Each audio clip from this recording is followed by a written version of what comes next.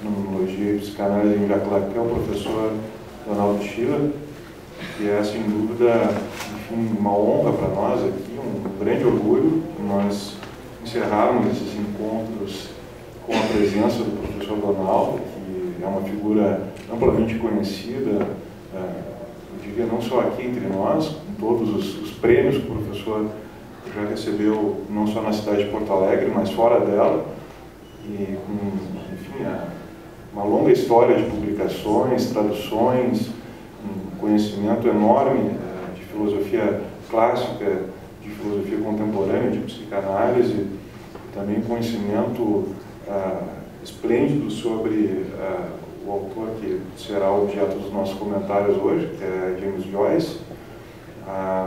Enfim, é um pouco difícil para mim também apresentar o professor Donaldo, eu não vou me estender muito, mas dizer de forma mais simples, talvez, que é realmente uma grande honra tê-lo aqui, professor, e é uma grande satisfação ouvi-lo.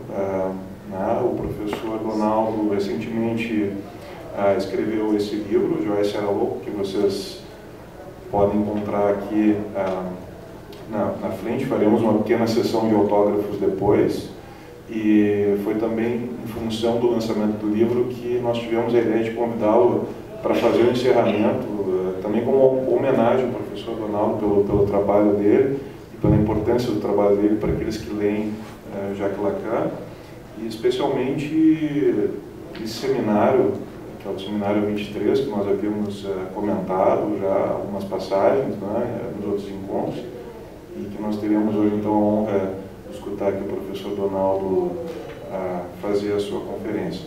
Professor, a palavra é sua. Depois nós teremos também um espaço para perguntas, para comentários, para um diálogo. Tá? Professor, fique bem à vontade. Agradeço o convite, é um prazer estar com vocês, e é um prazer falar sobre Joyce, sobre Lacan e sobre loucura. Aliás, o meu livro termina com um louco brasileiro que é o Bispo do Rosário. Ele vagava pelas ruas do Rio de Janeiro, se apresentando como uma presença divina, como uma figura à altura de Jesus Cristo.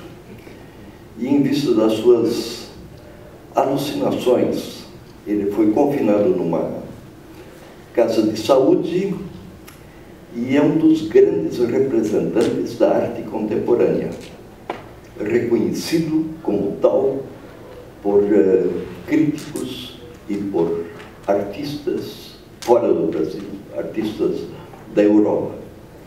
Então, essa situação de loucura e de criação literária, ela deve ser cuidadosamente examinada. O título do livro não é meu, é uma pergunta que Jacques Lacan faz no Seminário 23, que é dedicado ao estudo de James Joyce, e numa das suas palestras, que foram em número de 10, ele pergunta se Joyce era louco. Joyce était-il fou, em francês.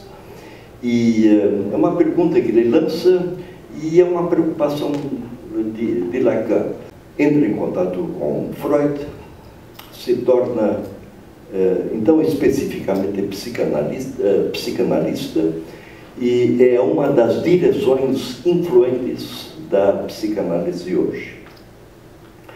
Aliás, esta relação da literatura com a psicanálise, ela se pode fazer desde a criação da psicanálise, já que Freud leu o Édipo Rei, a peça de teatro de Sófocles, quando ele tinha 16 anos, no ginásio da Áustria, em que ele teve a oportunidade de ler o Édipo Rei em grego.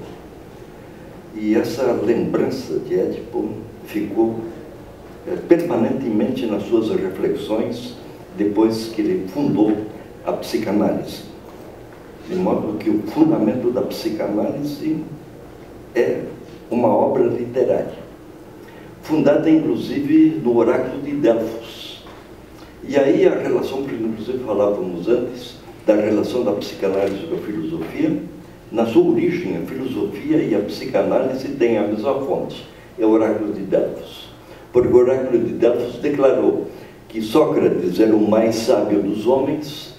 Sócrates não sabia o que isso significava, era um enigma, e ele ficou decifrando esse enigma a vida toda. E quando se despede da vida, ele não se dá por satisfeito. Quer dizer que a linguagem é enigmática. É enigmática para filósofos e é enigmática para psicanalistas e para psicanalizantes. Quer dizer que esse enigma da vida, que está lacanianamente no simbólico, na linguagem, é a nossa tarefa de interpretação sempre. Pois bem, através de Lacan é que Joyce teve uma das razões da difusão de Joyce no Ocidente foi efetivamente Lacan. E as sociedades lacanianas de Porto Alegre é que me convidaram a dar palestras sobre Lacan. Isso resultou numa solicitação para traduzir o Finnegans Wake. Então, graças aos lacanianos e graças à psicanálise é que nós temos Joyce, Finnegans Wake em português. Pois bem, então vamos à questão da loucura. A loucura pode ser analisada historicamente. E de tempos em tempos o conceito de loucura se altera. E a literatura é fértil em situações em que existem fenômenos que se apresentam como loucura. Desde o princípio da literatura ocidental, que começa com a Ilíada. A Ilíada abre com o fenômeno de loucura.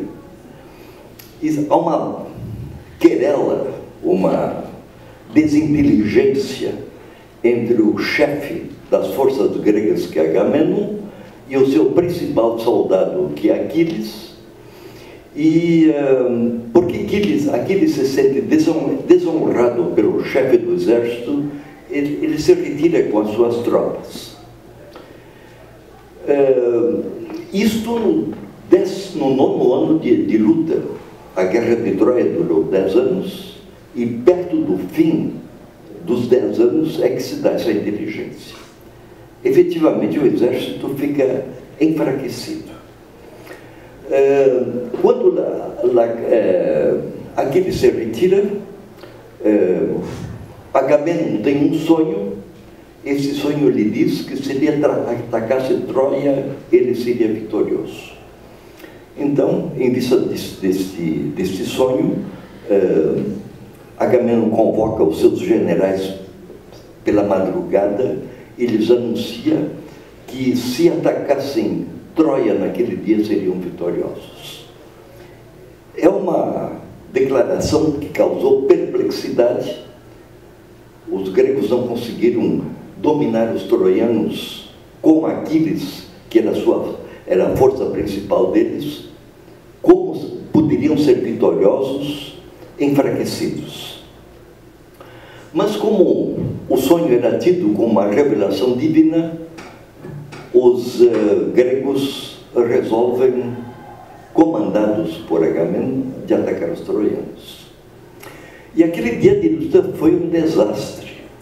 Os principais soldados gregos são feridos, as forças troianas chegam até os navios, e os navios estão incendiados de incêndio e com uma perspectiva de uma ruína completa da campanha. Então, no fim do dia de luta,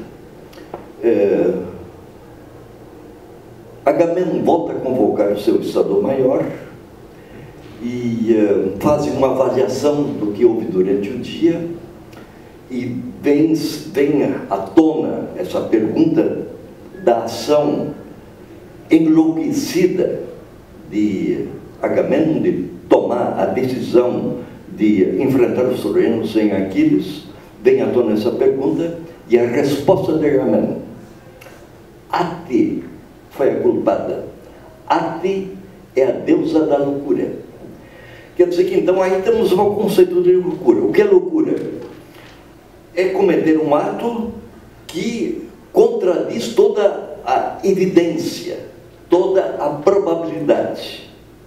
E é uma ação que vem de fora, porque o homem é tido então como um homem racional, e uma influência que perturba a racionalidade teria que ser necessariamente uma força exterior. Essa concepção de loucura acompanha a literatura grega com muitas manifestações de uma análise da loucura na tragédia e em outras manifestações da arte grega, e entra na Idade Média, e na Idade Média a situação se modifica. Aí temos uma outra concepção de loucura.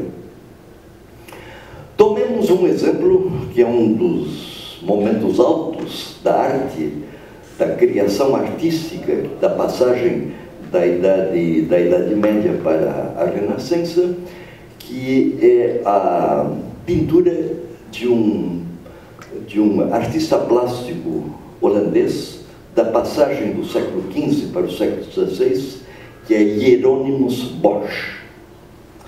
Toda a pintura de Bosch é uma pintura exótica, em que ele mistura corpos humanos com animais, com situações absolutamente exóticas, que são muito diferentes da pintura romana, de Rafael, de Leonardo da Vinci, de Miguel Ângelo, etc.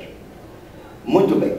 E uma das pinturas que é significativa de Bosch é a Nau dos Insensatos.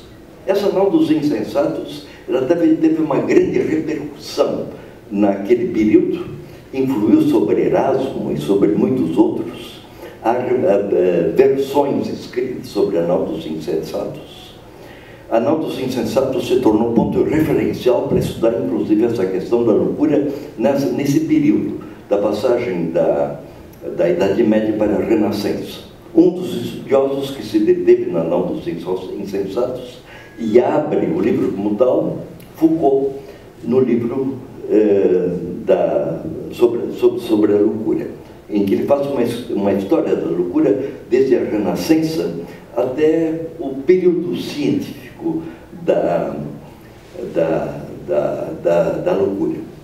Pois bem, então qual foi a modificação? O que acontece nessa Nau dos Insensatos? O quadro de Bosch é o seguinte: existe uma árvore, nessa árvore aparece um rosto, que parece um rosto diabólico, há um fio ao qual está preso uma iguaria, há duas figuras que procuram abocanhar a iguaria, que é uma mulher e um homem, uma freira com um instrumento de cordas e um poeta, e enquanto isto há uma mesa em que os ladrões tiram as iguarias da mesa.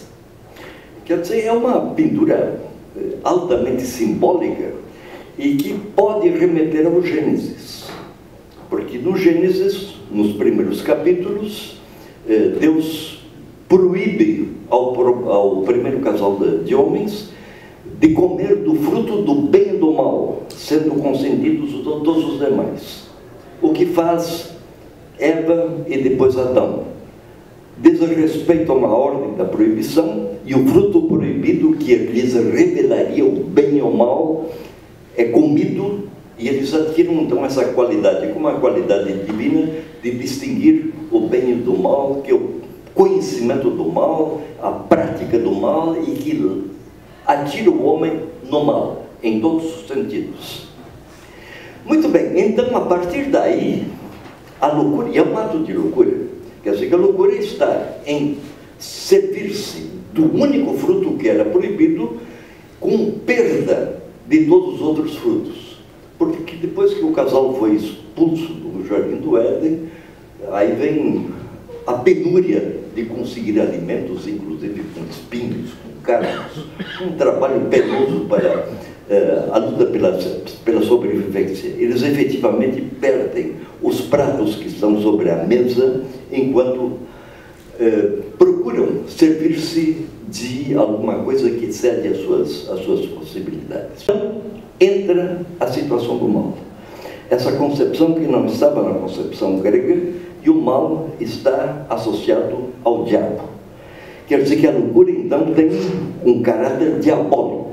Na Idade Média, a loucura passa a ser tratada, inclusive, por exorcismos, etc., mas trata-se de uma influência diabólica, uma influência contaminada pelo mal. E então se fazia diferença entre viciosos, beberrões, jogadores, vícios de toda sorte, e de pessoas que tivessem sido tocadas por influências demoníacas. Então, a loucura com todos os vícios estão na mesma categoria.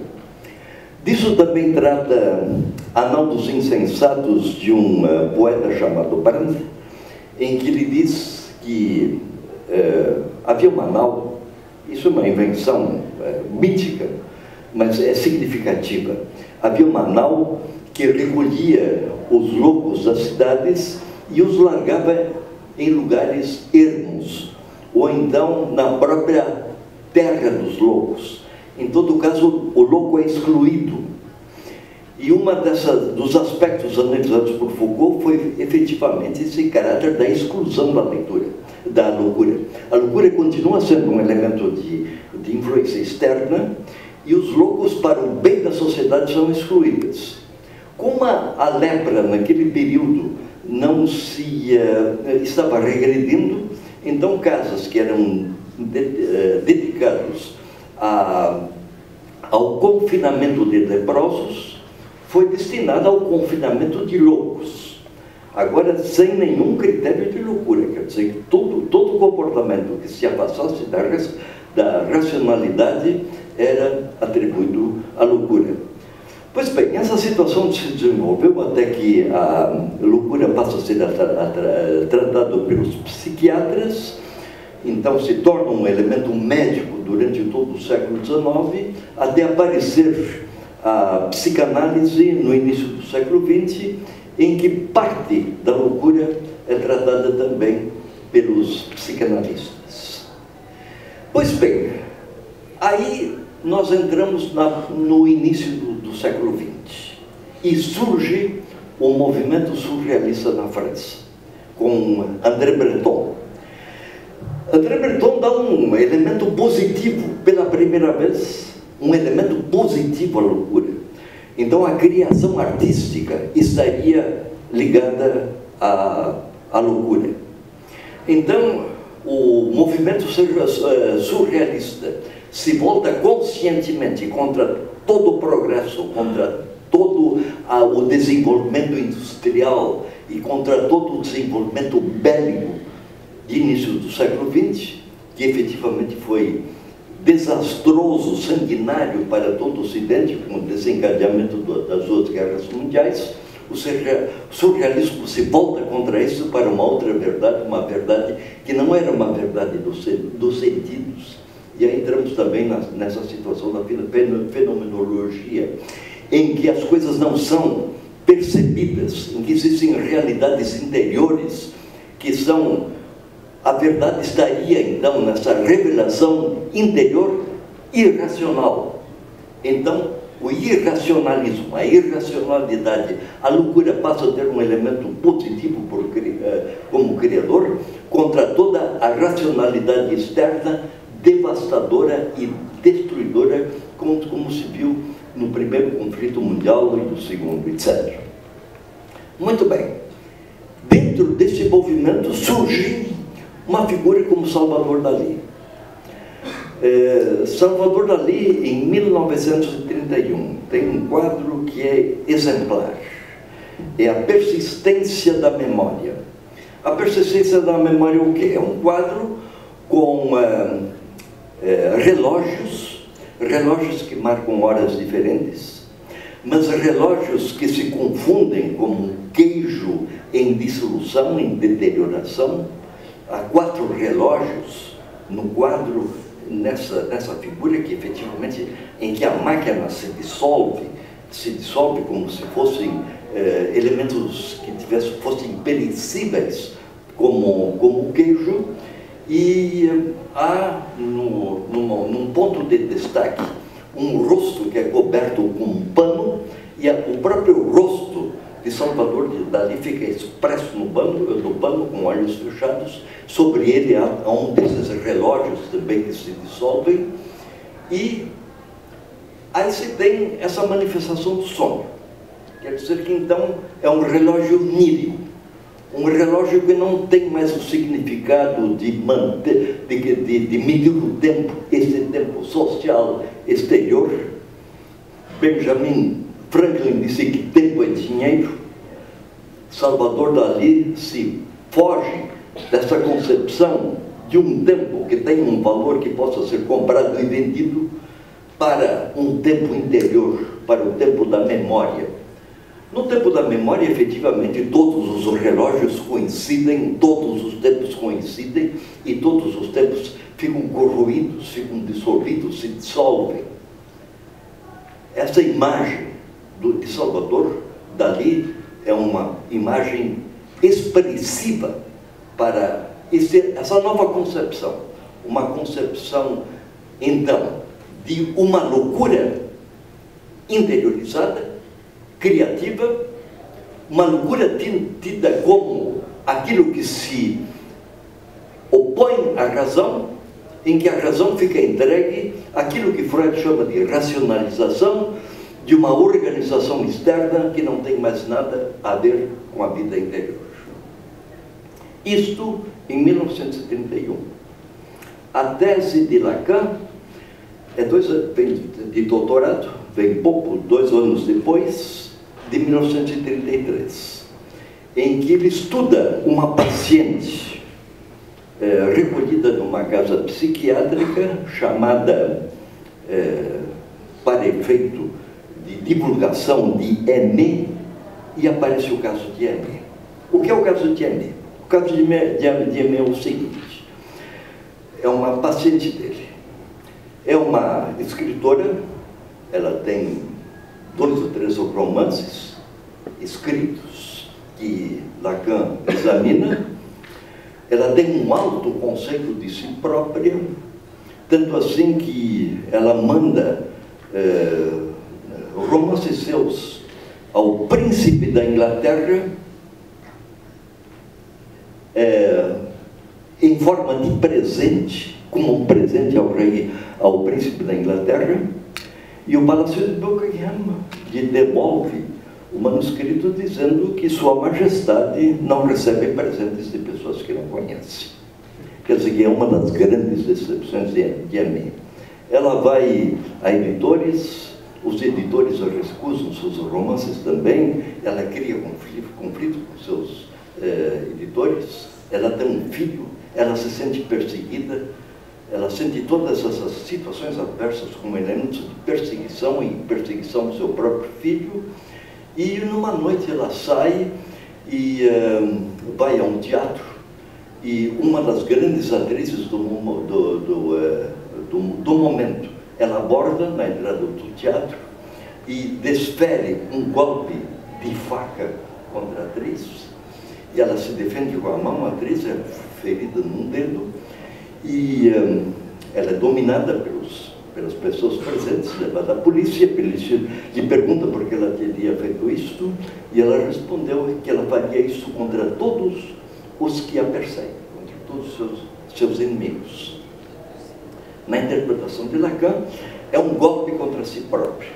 Quer dizer, que essa grandeza fora dela, que é uma perseguição ao seu próprio valor, ao valor individual.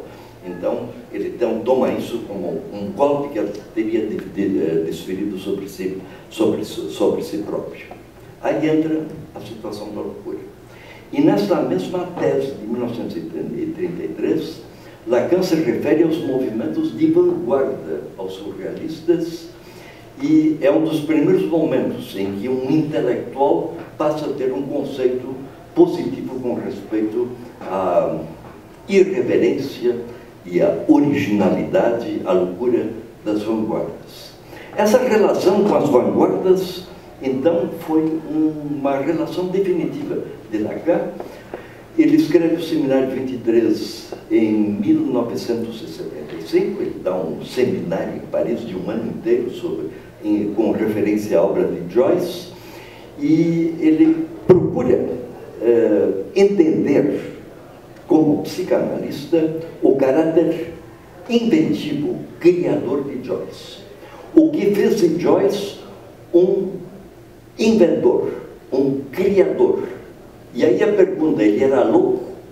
Porque efetivamente a obra de Joyce, ela foge de todos os padrões, ofende toda a gramática, a sintaxe da língua grega, agride o Império Britânico, agride toda a cultura ocidental. Então, a pergunta se justifica: qual é a diferença entre Aimé e James Joyce? Quer dizer que em 75 ele se reporta ao início da sua carreira, de modo que essa situação de Lacan é importante para o próprio estudo de Lacan, porque existem estudiosos que dividem Lacan em diferentes períodos. Agora veja, em 75, já perto do fim da sua vida, Lacan volta a uma tese de 1933. Uma unidade do desenvolvimento do pensamento de Lacan, que efetivamente tem várias fases e várias influências. Ele foi muito atento àquilo que acontecia, mas esta sedução pela vanguarda o manteve desde o princípio. Pois bem, então, Joyce. O que fez de Joyce o que Joyce é? Um inventor como raros na sua época. Um marco, efetivamente, na arte de escrever ocidental. Ele se refere a um episódio narrado por Joyce em O Artista Enquanto Jovem, em que James Joyce, interno do Trinity College em Dublin, andava pela rua durante a noite e foi agredido por 3 amigos seus que, por brincadeira, o agrediram, o lançaram contra uma cerca, lhe deram uma surra e se retiraram. Surpreendentemente, James Joyce não se revolta num estado de ira contra os seus agressores. Então pergunta Lacan o que aconteceu. Foi como se ele se desprendesse do seu próprio corpo, como se uma casca se desprendesse do corpo. E aí vem toda uma reflexão sobre o corpo, que é muito importante, em que Lacan diz o seguinte: ele perde o corpo que ele tinha até agora. Isso significa toda a sua formação doméstica, toda a sua formação de colégio, toda a sua cultura que ele tinha recebido até os 16 anos, ele perde e surge o Joyce inventor. É uma tese no campo da psicanálise absolutamente original. Se a gente lembra a teoria de Freud sobre a arte, a partir de Leonardo da Vinci, que ele tem a arte como um processo de sublimação, Lacan, freudiano, não é nada disso. Quer dizer que uma surra faz com que Joyce se torne artista. Então, qual é o corpo de Joyce? O corpo de Joyce é a obra de Joyce. Ele perde um corpo, toda a formação do passado, se projeta para o futuro e cria um corpo diferente do corpo que ele tinha. Isso significa o corpo da sua formação, assim, corpo formado a partir do espelho. Outra teoria lacaniana, vai criar um novo corpo, corpo da arte. Sendo assim, não há como perguntar sobre a biografia de quem escreve. O corpo, se o corpo está naquilo que o artista produz, a biografia está na obra. Não há uma biografia exterior, não há informações exteriores que podem esclarecer a criatividade do artista. Quer dizer, o corpo do artista, enfim, Lacan, a criatividade começa em mim. Essa imagem que eu apresento socialmente é uma imagem que eu criei, que eu crio todos os dias. É a minha própria obra de arte, para bem ou para mal. E se além disso faço alguma coisa, ela tem esse mesmo caráter de corpo. Meu corpo é tudo aquilo que se faz. Então, dos elementos, uma das palavras que interessam nessa concepção de arte de Lacan é o savoir-faire, o saber fazer. Quer dizer, o que significa esse saber fazer? Esse saber fazer significa um criar. Então, psicanaliticamente, essa qualidade não se herda hipoteticamente de um pai poderoso, de um pai fálico. Aí ele reinterpreta essa questão da transmissão do falo. Quer dizer, o falo que James Joyce recebe do pai é um falo falido. O pai de James Joyce era um artista popular, mas era um beberrão, um artista fracassado. O que James Joyce recebe não é um pai poderoso. Aí entra a questão da ordem primitiva, em que o pai, esse pai gigantesco da ordem primitiva, tem que ser morto para que eu possa cultuá-lo. Cultuar o pai vivo significa submeter-se ao poder do pai para ser esmagado pelo pai. Quer dizer que o pai tem que ser morto para ser criativo. Então, isso vai à criação do Gênesis, ao haja luz e assim por diante. Enfim, ele desenvolve amplamente essa tese, e uma das reflexões ao longo dos seus seminários é este nome do pai. O que é o nome do pai? O nome do pai é o nome que o pai profere. Agora, se o pai está em mim, se eu sou meu próprio pai, se eu me criei, os nomes que eu profiro são nomes do pai. Dos nomes do pai se passa para os nomes do pai. Ele pluraliza o nome do pai. O que significa esses nomes do pai pluralizados? Significa todos os livros que nós lemos. Enfim, é toda a nossa formação. Enfim, essa autoridade paterna está dividida em todas as autoridades com as quais nos confrontamos todos os dias. Então nós vivemos num mundo de um discurso fragmentado, de um discurso dividido que representa os nomes dos pais. Agora, se eu me torno criador, então eu passo dos nomes dos pais para o pai do nome. Quem é o pai do nome? Aquele pai que nomeia. É esse savoir-faire, a atividade artística, a atividade de criação. Quer dizer que a partir de James Joyce, ele cria uma nova concepção da criação literária e da criação artística. Esse livro importa também para a teoria da literatura, para a teoria da arte, porque apresenta uma concepção, então, psicanalítica diferente daquela que nós tínhamos recebido através de Freud.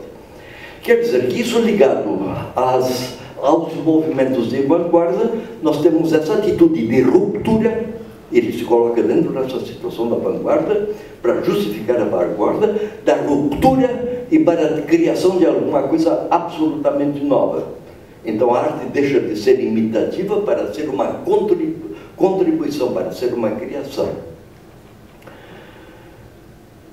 Isto vale para as vanguardas. Joyce não apresenta nada o que não estivesse dentro das vanguardas do século XX.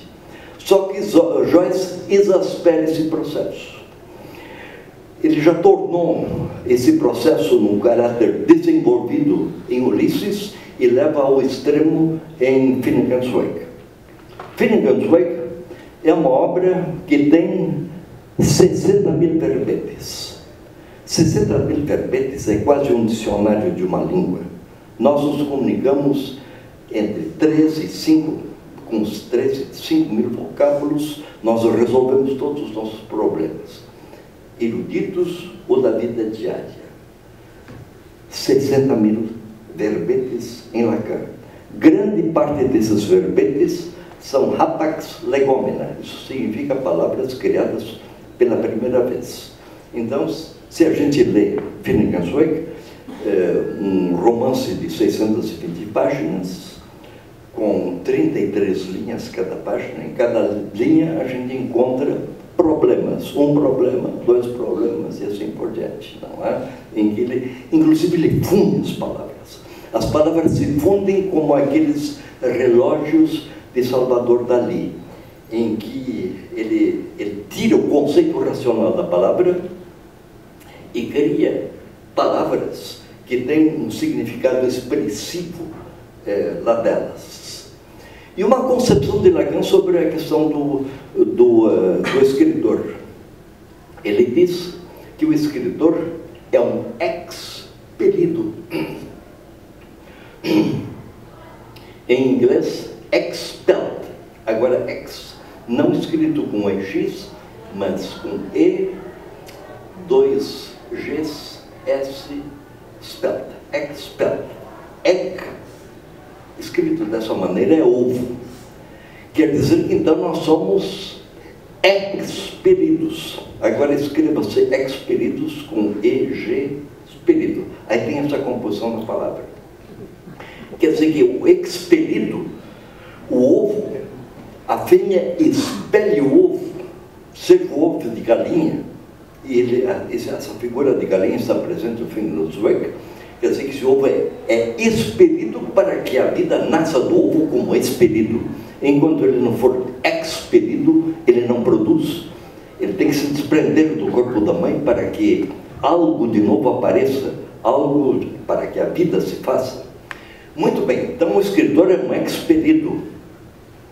E tem uma cena teatral, lá pela metade do Finnegans Wake, em que Isolda, ou um dos nomes que é atribuído por Joyce a Isolda, se coloca num círculo, cercada por 28 jovens, suas companheiras. Isolda, com as 28 jovens, dá o número 29, que é o mês lunar, que é o mês do ciclo feminino, e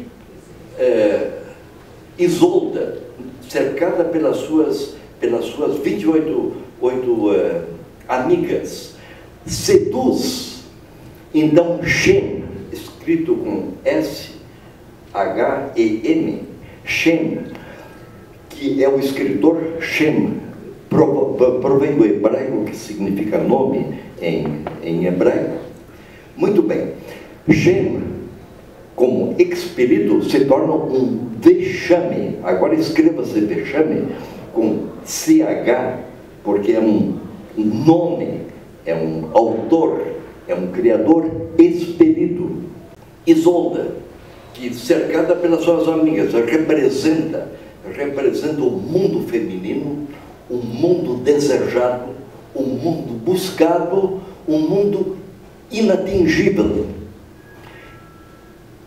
Lembra o paraíso de Eva, e aí se entende o que Lacan vai dizer durante os seus seminários, que não existe relação sexual. O que significa isto? Não existe relação sexual com a Eva que ficou no paraíso, com a Eva idealizada. Todas as relações sexuais que se dão fora desse círculo são relações de expelidos. Por isso, esse ato se repete indefinidamente numa insatisfação repetida por irrealizável. Como expelidos nós escrevemos, e nunca escrevemos o que gostaríamos de escrever. O dia que escrevêssemos o que gostaríamos de escrever, nós deixaríamos de ser escritores. Quer dizer que a arte artística se dá no sofrimento, se dá no exílio, se dá fora, se dá na invenção. Não pode ser imitado, não está dentro da natureza, transgride a natureza para procurar alguma coisa que fica acima da natureza, que é de pura invenção. É o mundo da imaginação, o mundo da escrita, o mundo da pintura, o mundo da música, o mundo da arte, a arte dos expelidos.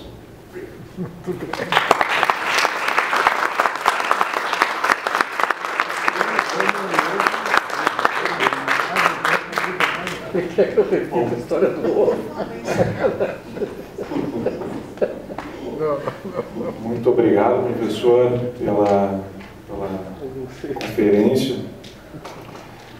Eu queria sinalizar algumas coisas, né? Inicialmente que esse é o livro que o professor está lançando, o Joyce Era Louco, que nós estamos fazendo também o lançamento aqui.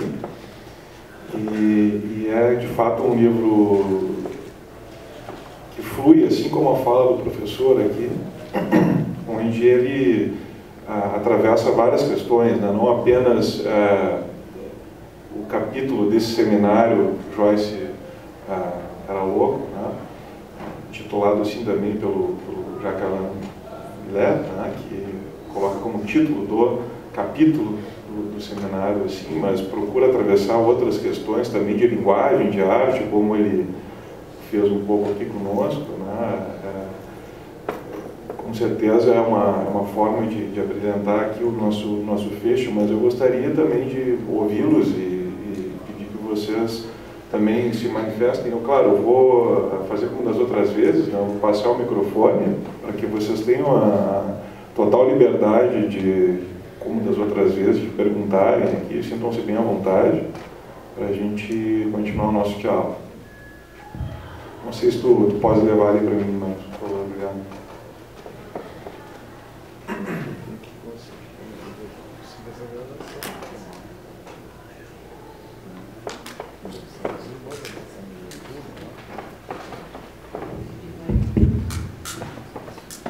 Ô, Donaldo, muito obrigado pela fala, excelente, né? Sempre fica muita emoção te escutando, né? Devido a toda essa carga de conteúdos que são, né, enciclopédicos, muito rico. E eu fiquei pensando muito na tua tradução, Vinícius Riovem, né? Tu teria traduzido uma possibilidade tradutória, né? Pensando um pouco nos concretos, né? Que também tinham várias possibilidades de tradução. Mas esse Riovem me lembrou muito também um outro autor chamado Guimarães Rosa, né? Guimarães Rosa tem uma certa relação muito forte com o rio, com o fluxo, um rio quase um Erlebnis, né? Uma coisa sem tempo, fora do tempo. E eu fiquei pensando muito nesse processo que tu estava comentando, né? Porque o rio também, como metáfora da água, do fluxo, do sem fim, do infinito, que não acaba, algo que também que a gente desconhece, que a gente precisa se adentrar, o quanto desse processo também não está, de algum jeito, também nesse fluxo de consciência, né, nesse sem fim, né, que parece que também esse rio toma esse lugar também muito forte no nome do Guimarães Rosa, né, e então é uma coisa que me veio à cabeça agora, né, escutando, porque me parece também que essas conjunturas matemáticas que o Lacan coloca, tem um certo olhar de infinito, né? De conjuntos também que não se compõem, não se aproximam. Alguns se aproximam só pela questão da identidade, né? Pelo choque, pelo toque dessas coisas. Lendo o Seminário 23, tem uma ideia de fluxo muito grande, de transformações, de formas topológicas, né? Que aparentemente não fogem à nossa racionalidade, mas muito pelo contrário, participam de uma racionalidade não euclidiana, né? De uma instância que depois, inclusive, foi a base para a física do Einstein, né? A relatividade, né? Então, queria te ouvir falar um pouco dessa parte. Obrigado. Bom, estou de pleno acordo, agradeço pela sua observação. E o quanto isso interessa a tradução. O rio Liffey é um rio que atravessa a cidade de Dublin, e é um rio emblemático em Joyce. ele transforma esse rio Liffey num rio mítico, num rio universal. Como é universal, eu faço atravessando o Brasil. Então, por exemplo, a palavra caminho, eu, em vez de caminho, joicianamente, eu digo cominho. Cominho é condimento. Quer dizer que esse condimento, esse rio passando pela Bahia, o caminho se torna cominho. Então, a própria tradução pretende ser uma tradução que entra dentro desse próprio fluxo joiciano. De modo que, em muitos momentos, quando eu encontrava enigma... Porque estava resolvido.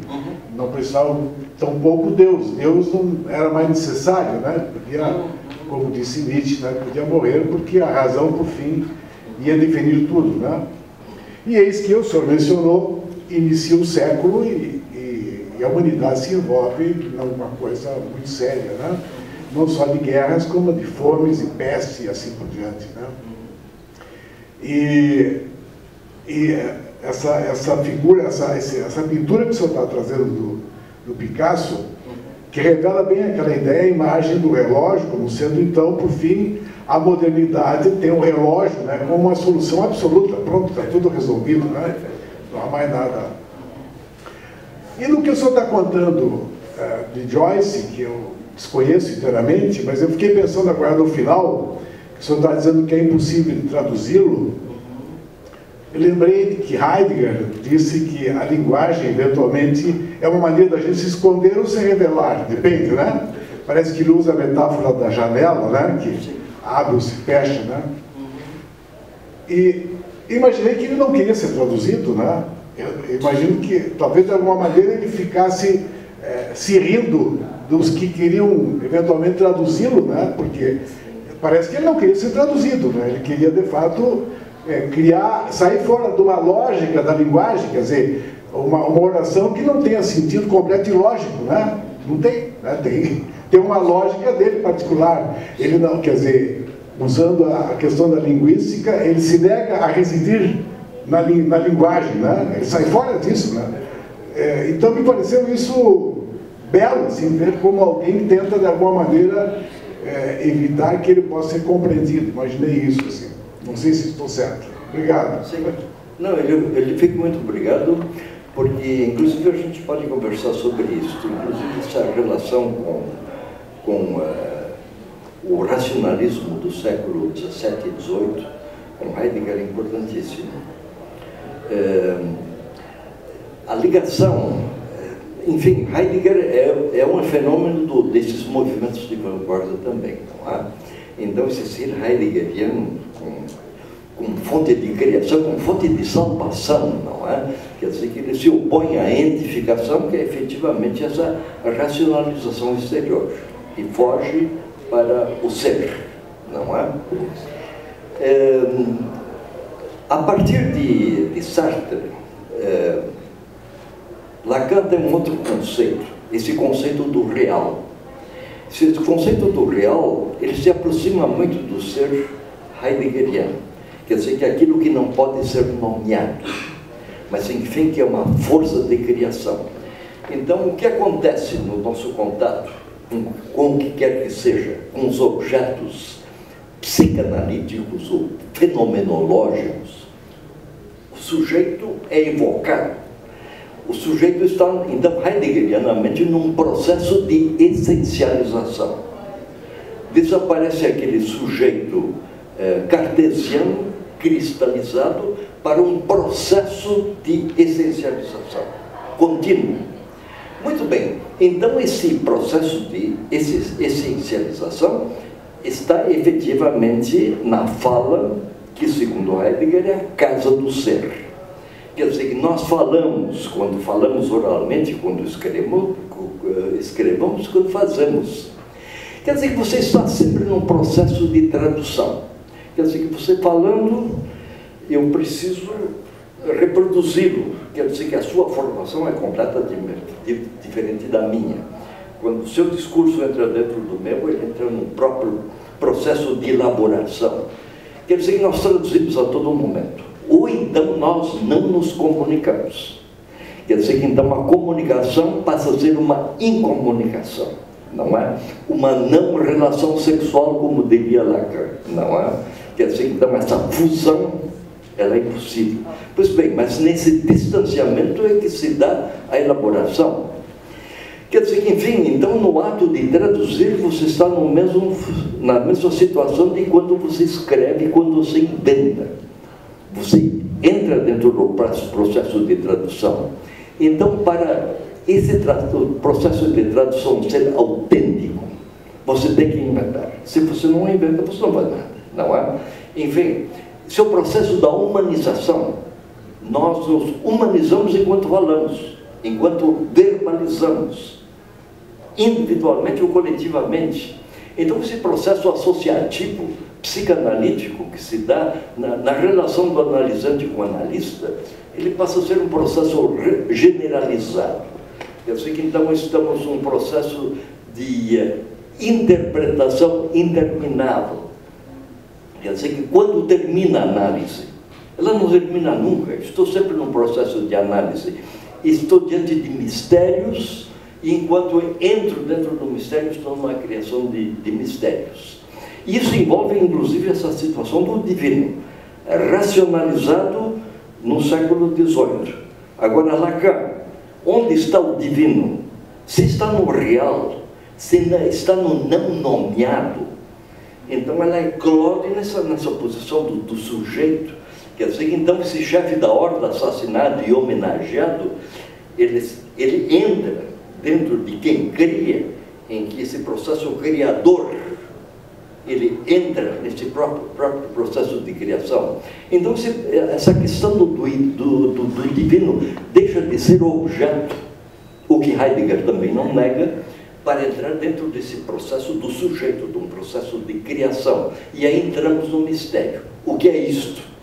Este é o real que nos alimenta, esse real que não sabemos nomear, o real que nos sustenta, e o real que permite a nossa verbalização e a nossa construção.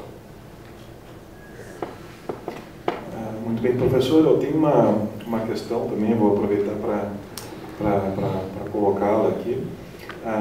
Num trecho do livro, mais ao final, o senhor faz uma análise daquilo que seria, da parte do Lacan, uma recuperação da temática do ego e uma releitura disso a partir dessa perspectiva transgressora de Joyce, e da ideia de Joyce enquanto ele mesmo sintoma, né, na relação com a obra. E o senhor fala justamente dessa releitura, né, da questão das críticas que Lacan ele mesmo fez à interpretação, por exemplo, do self, né, Ana Freud, e outras temáticas que são importantes para a psicanálise, mas que aqui vertem, e subvertem por outras dimensões. O senhor poderia falar um pouquinho para nós sobre essa dimensão do ego que emerge? É fundamental, inclusive fundamental para Lacan e nessa abordagem de Joyce. Enfim, então a questão do sujeito. Como é que nós percebemos o sujeito? A gente só percebe o sujeito nos sintomas. Quer dizer, todas as minhas emissões, sejam visuais, gestuais, verbais, seja lá o que for, é sintoma. Muito bem. Há sintomas doentios, dessa repetição obsessiva, em que mecanicamente ações se repetem. Muito bem, se isso acontece, isso é motivo de então, uma doença do sintoma, um sintoma que tranca. E sobre isso incide efetivamente a análise para que esse trancamento dos sintomas volte a entrar em movimento. Quer dizer que então esse fluxo, esse fluir, ele passa pelas runas, como diz Joyce, pelos mistérios, no momento que esse fluir tranca. Então, deve haver recursos para botar com que esse fluxo aconteça. Então ele cria um novo conceito, um conceito a partir de Joyce que ele se chama de sintoma agora com TH.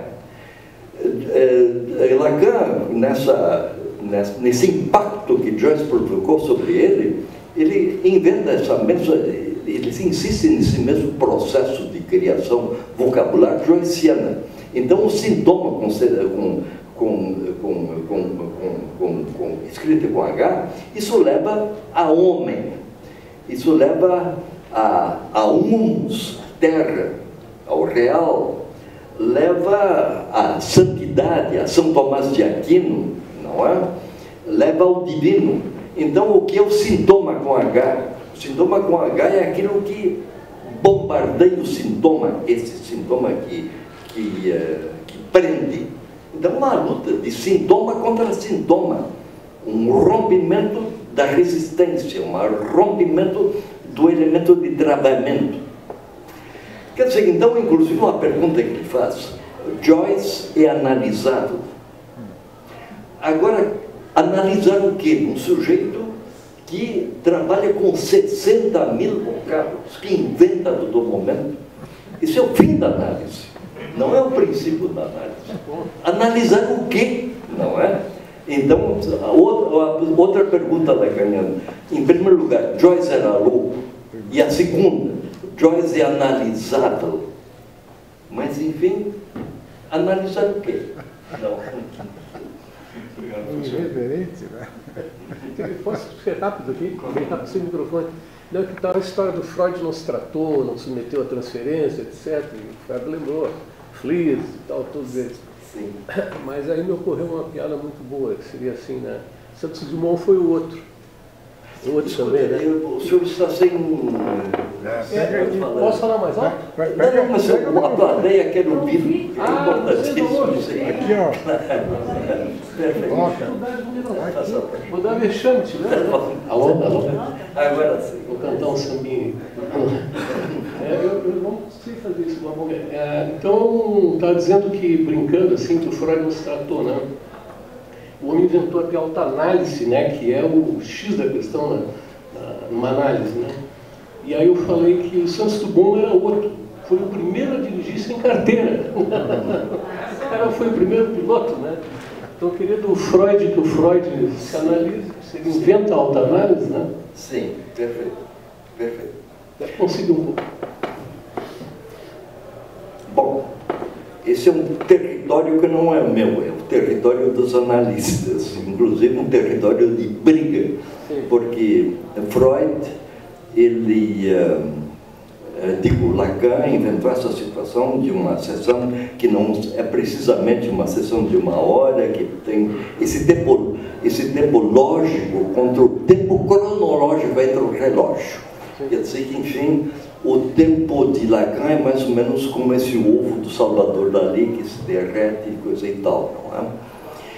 Mas aí tem, enfim, Lacan tem uma série de anedotas com efeito de Lacan também.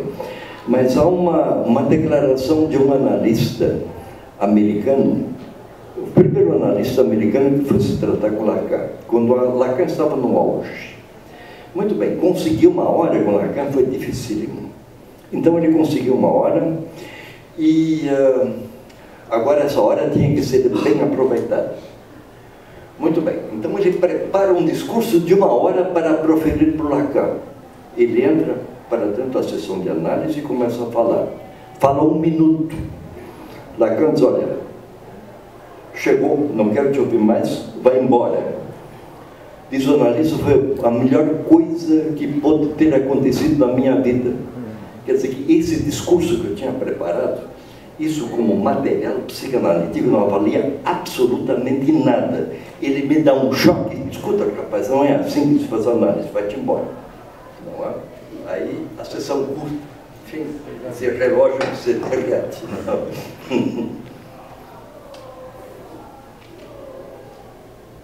Bom, pessoal, eu vou mais uma vez então agradecer ao professor Donaldo pela gentileza, né, de estar aqui conosco e se apela à conferência,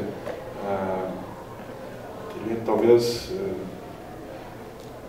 entre nós aqui seja aquele que realmente no Brasil é a pessoa melhor conhece Joyce, fez um trabalho estupendo de tradução, que é também, por sua vez, também uma certa transgressão, há uma dose de transgressão necessária também nesse trabalho literário de traduzir um texto praticamente impossível de ser traduzido, e o professor fez isso e conhece muito bem todas as técnicas, além dos vários livros de filosofia e, enfim, das várias questões que conhece e que também apresenta aqui no livro Joyce Era Louco.